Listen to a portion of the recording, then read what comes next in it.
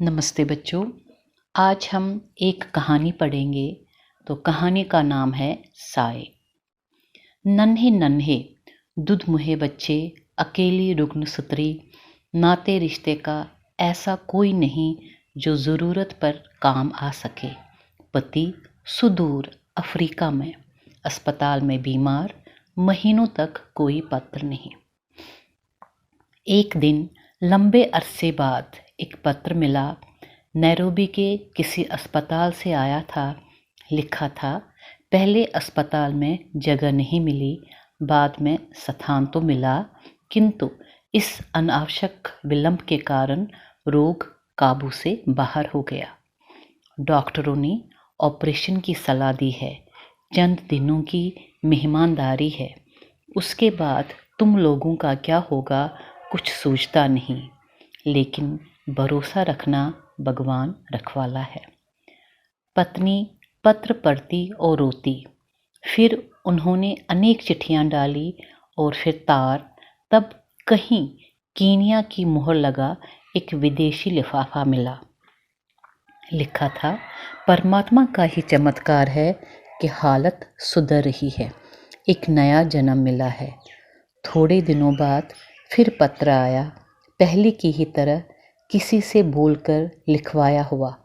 हालत पहले से अच्छी है, अब चिंता की कोई बात नहीं है। हमेशा की तरह इस बार भी कुछ रुपए पहुंच गए। चिट्ठियां नियमित रूप से आती रही, रुपए भी पहुंचते रहे। पत्र में लिखा था, हाथ के ऑपरेशन के बाद अब मैं पत्र नहीं लिख पाता, इसलिए किसी से लिखवा लेता हूँ। धीरे धीरे अपने कारोबार का भी कुछ विस्तार कर रहा हूँ। शहर के पास कुछ नई ज़मीन खरीदने का भी इरादा है। घर के बारे में, पत्नी के बारे में, बच्चों की पढ़ाई के बारे में कितने ही प्रश्न थे। बड़ी उत्साहजनक बातें थी। विस्तार से सबको स्वाभाविक रूप से प्रसन्नता हुई। डूबती नाव पार लग रही थी धीरे धीरे। लगभग 3 बरस बीत गए।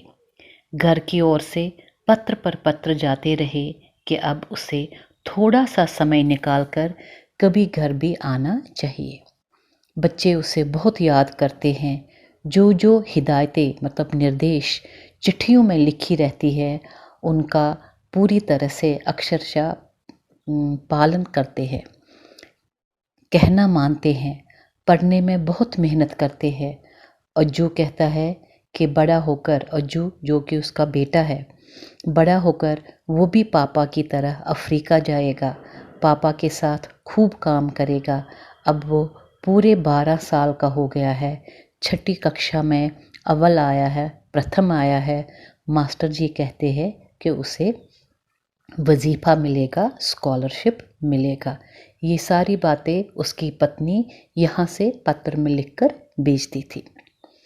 चिट्ठी के जवाब में बहुत सी बातें थी। लिखा था कि इस समय तो नहीं, हाँ अगले साल तन्नू के ब्याह पर अवश्य पहुँचेगा। तन्नू उसकी बेटी का नाम होता है। योग्य वर तो यहाँ भी मिल सकते हैं, पर विदेश में, अफ्रीका जैसे देश में लड़की को ब्याहने के पक्ष में वो नहीं है। दहेज की चिंता ना करना। वर की तलाश में अधिक भटकने की आवश्यकता ना हुई। आसानी से खाता पीता घर मिल गया। शादी की तिथि निश्चित हो गई। नैरोबी से पत्र आया कि वह समय पर पहुंच रहा है, गहने कपड़े सब वो साथ लाएगा। लेकिन शादी के समय वह चाहकर भी पहुंच नहीं पाया। विवशताओं से मतलब मजबूरियों से, असहायता से बड़ा लंबा पत्र आया कि इस बीच जो नया कारोबार शुरू किया है उसमें मजदूरों की हड़ताल चल रही है। ऐसे संकट के समय में वह सब छोड़कर कैसे आ सकता है। हाँ, गहने कपड़े और रुपए भिजवा दिए हैं। वर वधू के चित्रों से अवश्य भेजे, वह प्रतीक्षा करेगा। धूमधाम से विवाह संपन्न हुआ। विवाह के सारे चित्र भी भेज दिए गए अज्जू ने इस वर्ष कई इनाम जीते। हाई स्कूल की परीक्षा में वो ज़िले भर में प्रथम आया। खेलों में भी पहला स्थान मिला। इनाम में मिली सारी वस्तुओं के फोटो भी वो पापा को भेजना ना भूला। तो बदले में वहाँ से क्या आता है? बदले में कीमती कैमरा आया, गर्म सूट का कपड़ा आया, सुंदर घड़ी आई और मर्मस्पर्शी दिल को छूने वाला लंबा पत्र आया। लिखा था कि वह बच्चों की उम्मीद पर ही जी रहा है, पत्नी का स्वास्थ्य अच्छा रहना चाहिए। परंतु अनेक वादे करने पर भी घर आना संभव न हो पाता। हर बार कुछ न कुछ अड़चनें आ जाती और उसका आना स्थगित हो जाता। पाँव पर पंख बांधकर समय अबाध गति से उड़ता रहा, अबाध गति बिना रुके उड़ता रहा। बच्चों ने लिखा कि यदि उसका इधर आ पाना कठिन हो रहा है तो वे ही सब अफ्रीका आने की सोच रहे हैं, कुछ वर्ष वहीं बिता लेंगे। तो वहाँ से क्या उत्तर आया? उत्तर में केवल इतना ही था कि काम बहुत बढ़ गया है। नैरोबी, मोम्बासा के अलावा अन्य स्थानों पर भी उसे नियमित रूप से जाना पड़ता है। यहाँ विश्वास के आदमी मिलते नहीं, इसलिए उसे स्वयं ही खटना पड़ता है, मतलब मेहनत करनी पड़ती है। और जो जब तक अपनी पढ़ाई पूरी नहीं कर लेता तब तक कुछ नहीं हो सकता। समय निकालकर कभी वो स्वयं घर आने का प्रयास करेगा, मतलब वो उनको वहाँ आने नहीं देता। अंत में वो दिन भी आ पहुँचा जब अज्जू ने अपनी पढ़ाई पूरी कर ली। कहीं अच्छी नौकरी की तलाश शुरू हुई, परंतु पिता के घर आने की संभावना ना दिखाई दी। तो उसने लिखा, अम्मा बीमार रहती है, बहुत कमज़ोर हो गई है, एक बार अंतिम बार देखना चाहती है। तो वहाँ से बदले में क्या आया? उत्तर क्या आया? प्रत्युत्तर में विस्तृत पत्र मिला, मतलब बड़ा विस्तार से लिखा हुआ पत्र मिला और इलाज के लिए रुपए भी। परंतु इस बार अज्जू ने ही अकस्मात पहुंचकर पापा को चौंकाने की पूरी योजना बना डाली। अज्जू ये सोचता है कि पापा तो आते नहीं हैं, अब मैं ही अचानक वहाँ पर पापा को सरप्राइज़ दे दूँगा। तो वो अफ्रीका जाने की योजना बनाता है। टिकट खरीद लिया, पासपोर्ट, वीज़ा सब देखते देखते बन गए। पापा की रुचि की कुछ चीज़ें लेकर एक दिन वो दिल्ली से विमान द्वारा रवाना भी हो गया। उसके मन में गहरी उत्कंठा थी, मतलब उत्सुकता थी कि पापा उसे देखकर कितने चकित होंगे। उन्होंने कल्पना भी ना की होगी कि एकाएक वो इतनी दूर एक दूसरे देश में इतनी आसानी से आ जाएगा। नैरोबी के हवाई अड्डे पर उतरकर वो सीधा पत्र पर दिए हुए पते पर गया, परंतु वहाँ ताला लगा था। आसपास पूछताछ की तो पता चला कि एक वृद्ध भारतीय, एक बूढ़ा भारतीय अप्रवासी जो वहाँ का सिटीजन ही था, यहाँ अवश्य रहते हैं। देर रात को ऑफिस से घर लौटते हैं, किसी से मिलते जुलते नहीं। वो बाहर बरामदे में ही रखी बेंच पर बैठा प्रतीक्षा करता रहा। अज्जू वहाँ पर ही बैठा रहा।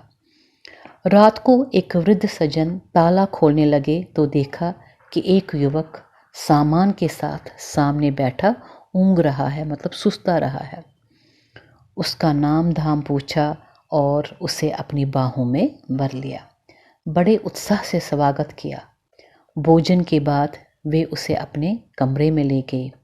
दीवार की ओर इंगित किया, मतलब इशारा किया, तो वहाँ पर दीवार पर क्या था? एक नन्हा बच्चा माँ की गोद में किलक रहा था, मतलब प्रसन्न हो रहा था। उन्होंने पूछा कि ये किसका चित्र है? तो युवक, मतलब जो अज्जू था, उसने गौर से देखा, कुछ जेबते हुए बोला, मेरा है। वृद्ध इस बार कुछ और जोर से खिलखिलाए, मेरे बच्चे, तुम इतने बड़े हो गए हो, कितने साल बीत गए, जैसे कल की बात हो। उन्होंने उसके चेहरे की ओर देखा। तुम शायद नहीं जानते तुम्हारे पिता का मैं कितना जिगरी दोस्त हूँ। उसी ने मुझे हिंदुस्तान से यहाँ लाया था, बड़ी लगन से सारा काम सिखलाया। साथ साथ सांझे में मतलब मिलजुल कर हमने ये कारोबार शुरू किया। आज ये नैरोबी की एक बहुत अच्छी फर्म है। ये सब उसी की बदौलत है। कहते कहते वे ठिठक गए, रुक गए। मतलब ये जो वृद्ध सज्जन था, ये उसके पिताजी नहीं थे, ये उसके पिताजी के दोस्त थे। उसका हाथ अपने हाथों में थामते हुए बोले, तुम्हारी माँ कैसी है? अज्जू कहता है अच्छी है। भाई बहन? तो अज्जू कहता है सब ठीक है। बस यही मैं चाहता था। यही हौले से मतलब धीरे से उन्होंने उसका हाथ सहलाया। देर तक शून्य में पलके टिकाए कुछ सोचते रहे। कुछ क्षणों पश्चात मौन भंग करते हुए खोए खोए से बोले, देखो बेटे, तिनकों के सहारे तो हर कोई जी लेता है, लेकिन कभी कभी हम तिनकों के साए मात्र के आसरे भंवर से निकलकर किनारे पर आ लगते हैं। हमारा जीवन कुछ ऐसे ही तंतुओं से मतलब धागों के सहारे टिका रहता है। यदि वे टूट जाए तो छिन्न भिन्न होकर बिखर जाए, तो पल भर में पानी के बुलबुलों की तरह सब समाप्त हो जाता है।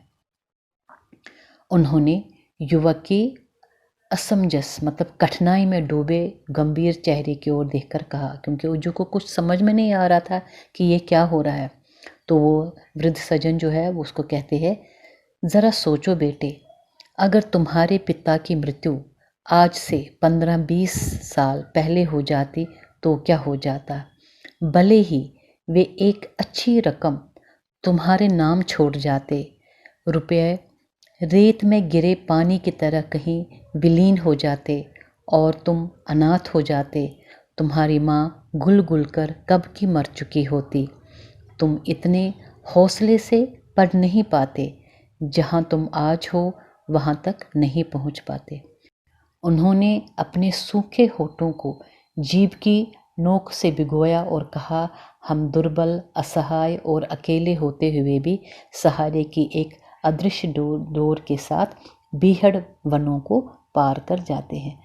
तो बच्चों, असल में अज्जू के पिताजी की मृत्यु पहले ही हो गई होती है, 15-20 साल पहले ही हो गई होती है, लेकिन उसके पिताजी का ये जो दोस्त था जिसे वो हिंदुस्तान से लेके गए थे, वहाँ उन्होंने उनको सारा कारोबार सिखाया, मतलब जो भी था पूरा काम उनको समझा दिया था। तो उसके बाद वो बीमार हो जाते हैं, उनकी मृत्यु हो जाती है। तो मरने से पहले वो अपने इस मित्र से वचन लेते हैं कि तुम मेरे परिवार का पालन पोषण करोगे। तो ये वृद्ध सज्जन भी उस समय मन में ये ठान लेते हैं कि जब तक अज्जू मतलब उसके जो जिस मित्र की उसकी मृत्यु हो जाती है, उसका परिवार का बेटा जब तक वो अपने पाँव पर खड़ा नहीं हो जाएगा, वो अपने कारोबार को संभालने के लायक नहीं हो जाएगा, तब तक मैं ये बात उनसे छुपा के रखूँगा। क्योंकि अगर वो उस समय उनके पिता के मरने की खबर उनको देते तो उनकी जो बीमार माँ थी वो गुल गुल कर बेचारी मर जाती और दोनों बच्चे अनाथ हो जाते। और अज्जू जो था वो उस हौसले से, उतने हौसले से नहीं बढ़ पाता जिस हौसले से वो आगे बढ़ गया था। और आज जिस जगह पर वो खड़ा था, हो सकता है वो वहाँ पर नहीं पहुँच पाता। तो उनका गला भर आया, तुम्हारे पिताजी तो तभी गुजर गए थे बेटे, अपने सांझे कारोबार में से उनके ही हिस्से के पैसे मैं तुम्हें नियमित रूप से बेचता रहा। कितने वर्षों से मैं इस दिन के इंतज़ार में था। अपने इस कारोबार में मेरा हाथ बटाओ, तुम बड़े हो गए, मेरा वचन पूरा हो गया जो मैंने उसे मरते समय दिया था।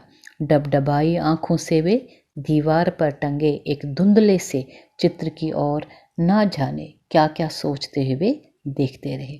तो बच्चों, ये वृद्ध सज्जन अब उसको अज्जू को बताते हैं, इकट्ठा जो हमारा ये बिजनेस था, कारोबार था, तो उससे मैं तुम्हारा हिस्सा जो था, तुम्हारे हिस्से के पैसे जो थे, मैं आपको नियमित रूप से भेजता रहा। तो मैं कितने वर्षों से, कितने सालों से इस दिन के इंतज़ार में था कि कब तू बड़ा हो जाएगा और कारोबार में मेरा हाथ बटाओगे, मेरा साथ दे दोगे। अब तुम बड़े हो गए हो, मेरा वचन भी पूरा हो गया जो उसने मरते समय जो के पिता को दिया था।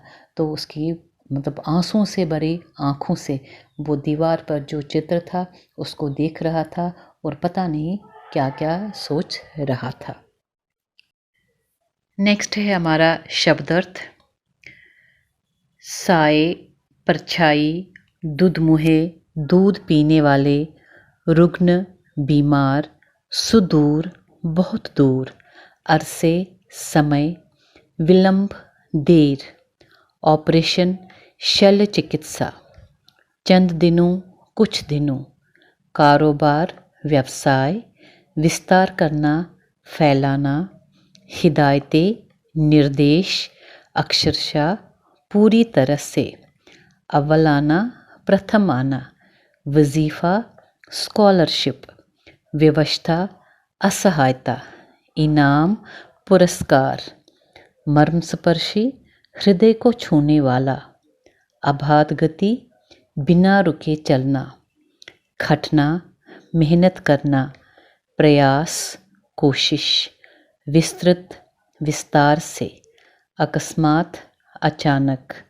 रवाना होना, चले जाना, उत्कंठा, उत्सुकता, ऊँग रहा है, सो रहा है, सुस्ता रहा है, इंगित, इशारा, किलकना, प्रसन्न होना, जिगरी, आत्मीय, सांझे में, मिलकर, हौले से, धीरे, आसरे, सहारे, तंतु, धागा, असमंजस, कठिनाई, रकम, धनराशि, हौसले, हिम्मत, बेहद, घने, डबडबाई आंखें, आंसुओं से भरी आंखें।